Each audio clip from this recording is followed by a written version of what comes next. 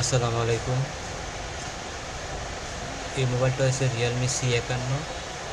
এটা ইউনিটি দিয়ে আনলক করার পর এই অবস্থা আসলে আসলে ইউনিটি দিয়ে করার পর যে এরকম হবে এটা আমিও জানতাম না। করার পর এই অবস্থা আসে। তখন ফ্ল্যাশ ফাইল একটা ডাউনলোড করলাম, করার পরে ফ্ল্যাশ করলাম, ফ্ল্যাশ করার পরে ওকে হইল। তো যারা নতুন আছেন তারা কিনাকে বুঝে শুনে কিনাকে কাজ করবেন, তাহলে সেট বের হয়ে যাবে। এটা অনলাইন থেকে পেড ফাইল কিনে তারপরে কিনাকে ফ্ল্যাশ করতে হয়েছে। যারা নতুন আসছেন তারা বুঝে শুনে কাজ করবেন, আশা করি অনেক হেল্পফুল হবে।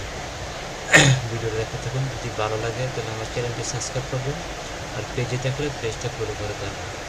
সবাইকে ধন্যবাদ। আসসালামু আলাইকুম।